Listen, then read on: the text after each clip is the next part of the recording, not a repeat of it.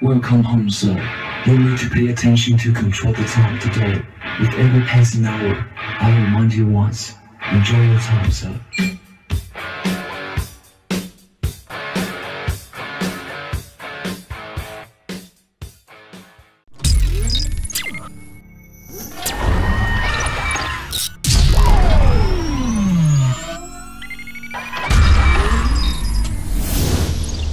Engineering for better, to serve you better more.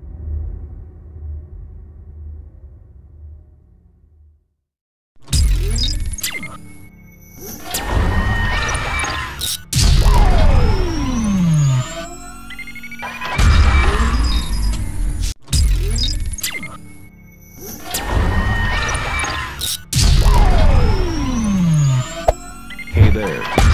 Subscribe to my channel. And also press this bell icon.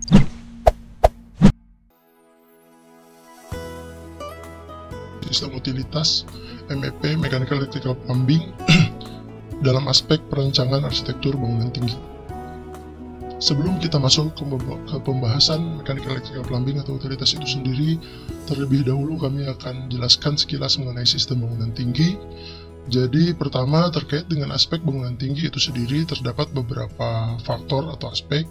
Pertama, aspek kekuatan atau kekokohan struktur, aspek operasional untuk menunjang aktivitas manusia sebagai pengguna atau penghuni bangunan tersebut, serta aspek fungsional, estetika yang terkait dengan kenyamanan, keindahan, dan lain sebagainya.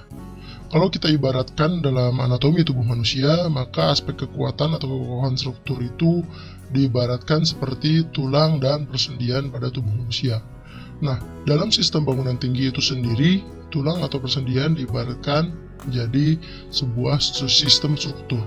Makanya aspek kekuatan ini akan menjadi concern atau fokus pada bidang teknik sipil atau konsultan struktur.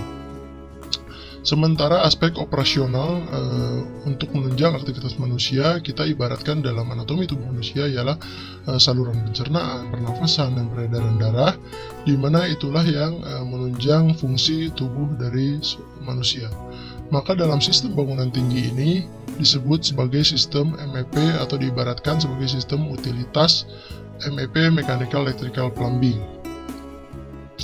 Sedangkan aspek yang terakhir, yang fungsional, estetika, kenyamanan, keindahan ini kita ibaratkan dalam anatomi tubuh manusia sebagai daging, kulit, dan rambut yang mengisi tubuh manusia. Dalam sistem bangunan diibaratkan sebagai bidang arsitektur atau perancangan arsitektur. Nah, pada pembahasan kali ini akan lebih banyak fokus di Mechanical Electrical Plumbing atau utilitas dalam sudut pandang perancangan arsitektur. Nah, penting untuk diketahui bahwa fungsi atau peran dari sistem MEP atau utilitas ini sangat vital karena gedung tinggi atau high-rise building tidak bisa beroperasi secara optimal atau secara normal jika tidak ada perencanaan utilitas Mechanical Electrical Plumbing. Penting juga dalam perencanaan MEP atau sistem utilitas ini kita merencanakan sistem yang handal, efisiensinya tinggi, optimal, mudah dan hemat dalam operasional secara jangka panjang, serta sebaiknya juga bisa mendukung ke arah green building atau bangunan yang hemat energi.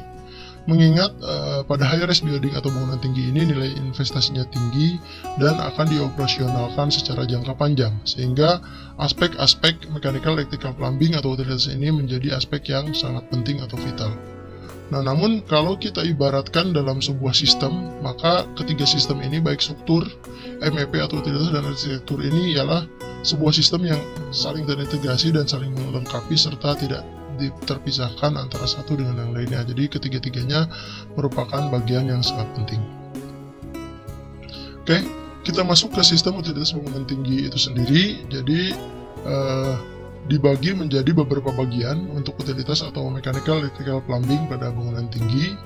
Yang pertama ialah SDP atau sanitase, drainase, dan plumbing, yaitu suatu sistem atau instalasi yang hubungannya dengan elemen-elemen air seperti air bersih, air bekas, air kotor, air hujan, bahkan juga nanti ada air panas atau air-air yang sifatnya recycle. Jadi itu masuknya ke kategorinya SDP, sanitase, drainase, dan plumbing.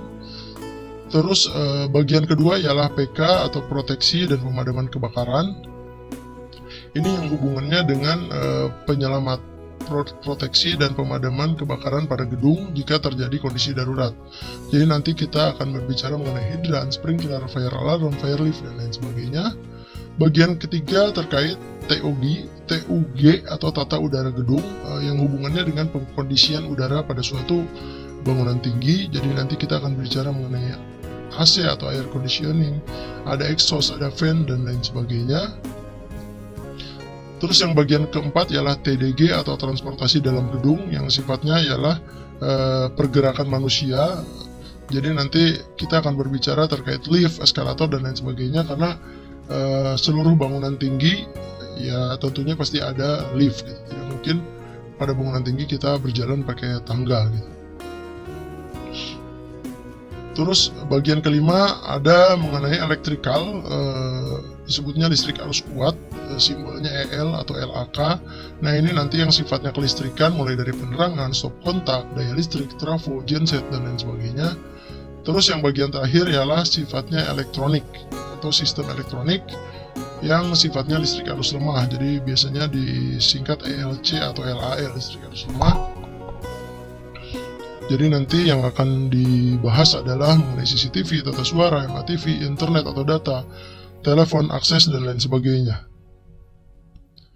Tentunya sistem-sistem atau utilitas pada mechanical, electrical, plumbing pada bangunan tinggi ini tergantung dari apa fungsi gedungnya dan juga skala gedungnya seperti apa. Jadi nanti ada penyesuaian atau perbedaan pada item-item yang sifatnya mikro, tapi secara makronya kurang lebih pembagiannya seperti yang tertampil di layar.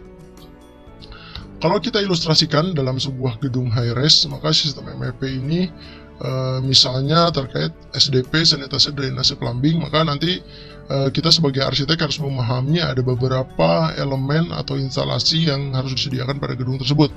Contohnya misalnya pada air bersih ada groundwater tank atau tangki penampungan air bersih di bawah, terus ada pipa-pipa instalasinya, ada ruang pompa, ada roof tank atau tempat penampungan air di atas atap, terus ada juga pipa-pipa distribusi untuk kamar mandi, nanti hubungannya dengan saniter, ada shower, wastafel atau lavatory, ada kloset atau monoblok, terus ada juga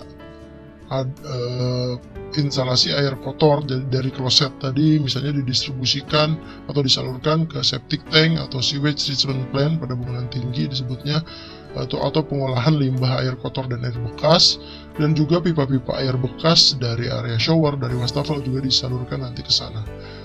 Terus selain itu juga pada SDP ini akan dibahas mengenai drainase, yaitu hubungannya dengan air hujan. Jadi nanti air hujan yang ditampung di atap didistribusikan misalnya ke pipa, melalui pipa-pipa ke sumur resapan, nanti disalurkan ke saluran lingkungan, antaranya berhubungan kalau overflow ke saluran air kota.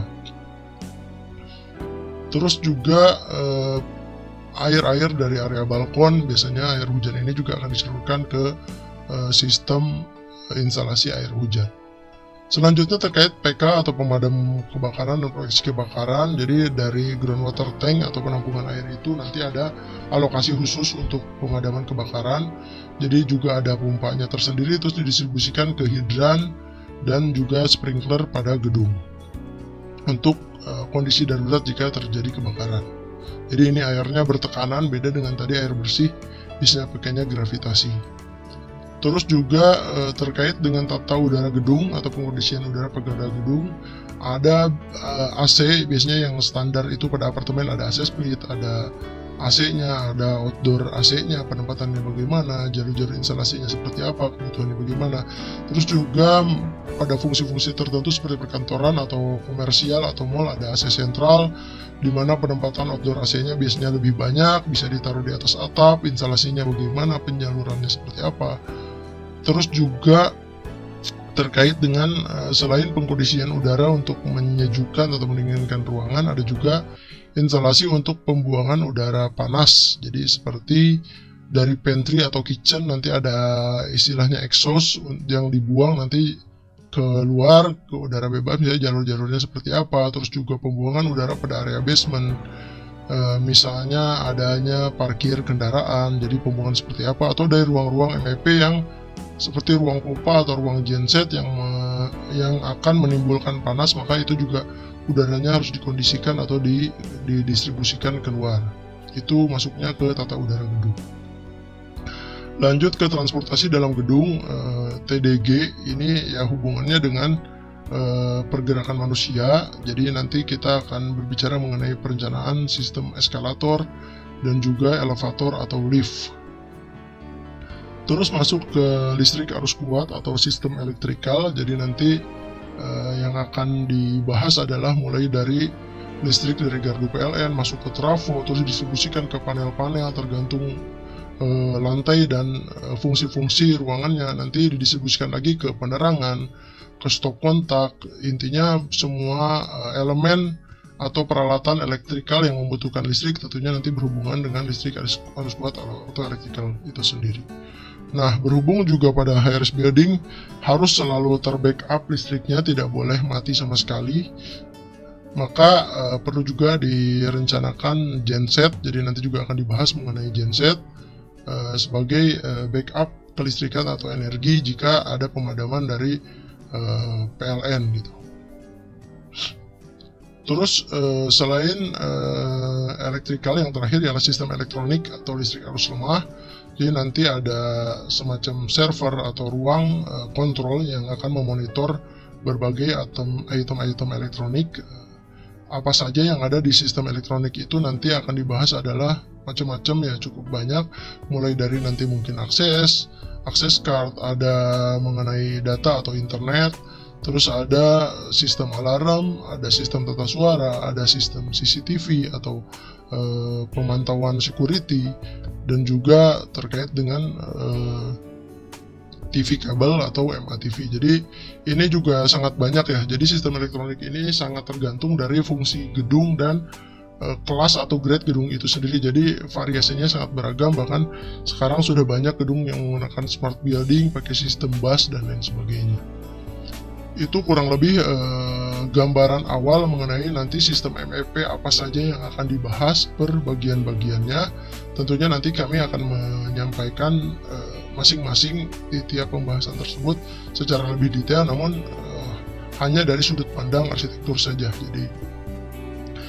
Jadi kesimpulannya, apa hubungannya arsitek dan MEP atau utilitas ini?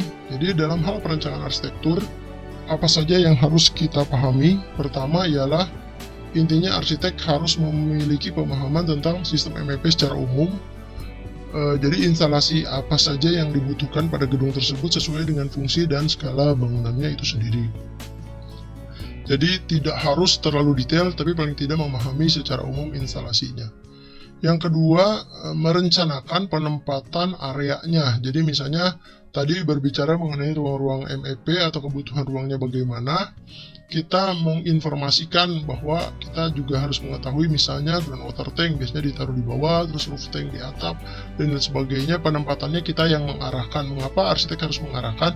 Karena kalau arsitek yang tidak mengarahkan, maka nanti konsultan MEP atau konsultan utilitas akan menempatkan sesuai dengan kebutuhannya. Jadi bisa jadi nanti ada ruang arsitektur yang dikorbankan. Oleh karena itu lebih baik dari awal arsitek yang merencanakan areanya atau mengarahkan posisinya di mana saja. Selanjutnya setelah diarahkan posisinya juga memperkirakan arsitek ini kebutuhan ruang atau besarannya seperti apa. Jadi misalnya groundwater tank kira-kira untuk bangunan tertentu luasnya atau volumenya berapa meter kubik. Nah di sini arsitek paling tidak memahami secara umum, jadi tidak menghitung secara detail. Saya garis bawahi, jadi nanti yang menghitung secara detail ialah tanggung jawabnya dari konsultan utilitas atau mechanical, electrical, plumbing itu sendiri.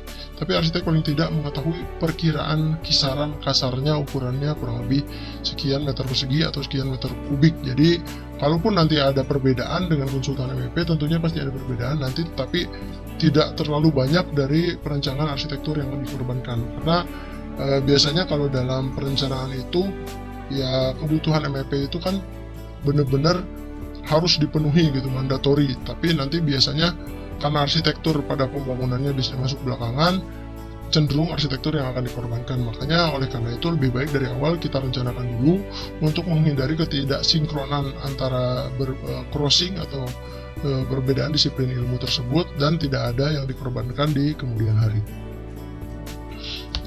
Dan penting juga untuk arsitek menyediakan jalur-jalur untuk instalasi MEP-nya atau spare ruang. Itu contohnya dalam perencanaan apartemen atau hotel biasanya ada saf-saf untuk di dekat area kamar mandinya untuk pipa-pipa air bersih dan air kotor. Nah, itu harus tahu kira-kira safnya seperti apa, posisinya di mana, kebutuhannya bagaimana, dan juga jalur-jalur seperti di koridor itu biasanya ada untuk pipa untuk pemadam kebakaran, terus ada juga untuk kabel tray untuk penempatan kabel-kabel kelistrikan dan kabel-kabel elektronik. Nah, paling tidak arsitek mengetahui di area tersebut akan ada kebutuhan instalasi dan sudah mengetahui mencadangkan kira-kira kebutuhannya seperti apa.